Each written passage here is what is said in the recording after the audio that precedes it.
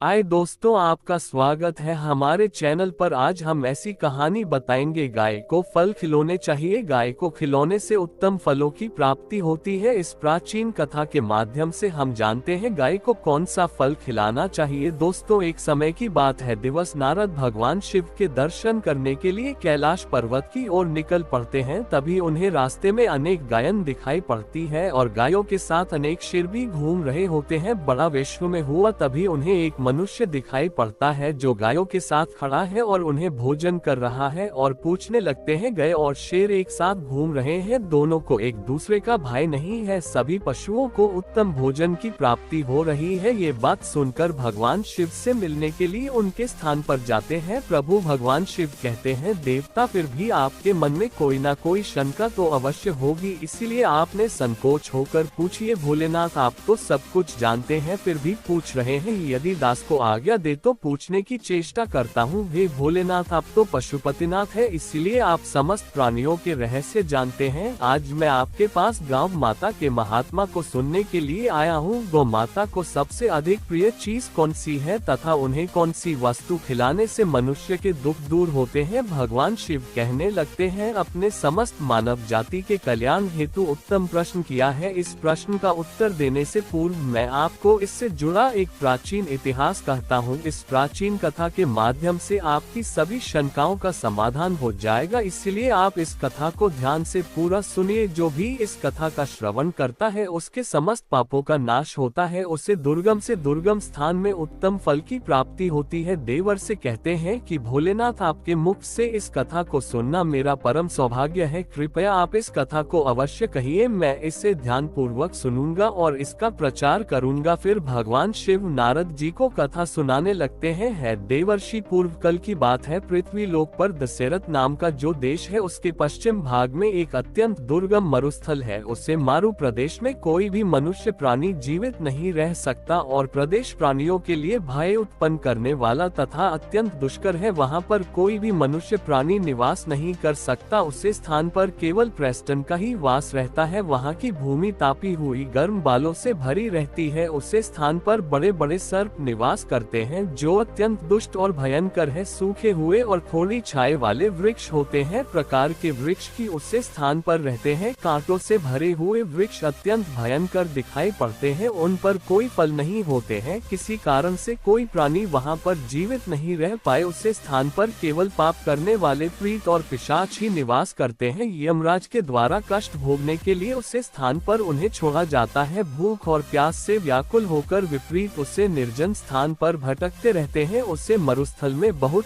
थोड़ी वर्षा होती है, आकाश में बादल भी कम ही दिखाई पड़ते हैं। पीने के लिए कहीं पर भी जलाशय नहीं होता है। भूमि पर जो जल गिरता है वह भी तुरंत ही अदृश्य हो जाता है। फिर एक दिन एक बनिया अपने साथियों के साथ उसे निर्जन स्थान की ओर चलने लगता है। फिर दुर्भाग्य अवश्य होकर वह अपने साथियों से बिछड़कर उसे निर्जन स्थान में पहुंच जाता है। उसे मरुस्थल में वह इधर उधर भटकने लगता है और अपने साथियों को खोजने लगता है। बहुत देर तक इधर उधर भटकने की पश्चात उसके मन में भ्रम होने लगता है। अधिक समय तक चलने के कारण और भूख और बच्चों के साथ उसे निर्जन स्थान की ओर चलने लगता है। फिर दुर्भाग्यवश होकर वह अपने साथियों से बिछड़कर उसे निर्जन स्थान में पहुंच जाता है। उसे मरुस्थल में वह इधर उधर भटकने लगता है और अपने साथियों को खोजने लगता है। बहुत देर तक इधर उधर भटकने की पश्चात उसके मन में भ्रम होने लगता है। अधिक समय तक चलने के कारण वह भूख और प्यास से पीड़ित हो जाता है। उसे अपनी प्यास बुझाने के लिए कहीं पर भी जल दिखाई नहीं पड़ता है। फिर एक स्थान पर खड़ा होकर और चारों ओर देखकर सोचने लगता है, किस दिशा में गांव है, किस दिशा में जल है, मैं कहां जाऊं? लगता है अब किसी स्थान पर मेरी मृत्यु हो जाएगी। उसे स्थान पर जीतने के लिए कोई भी स्थान नहीं होता है और उसके शरीर में बोल न होने के कारण का भाग भी नहीं पता है, इसलिए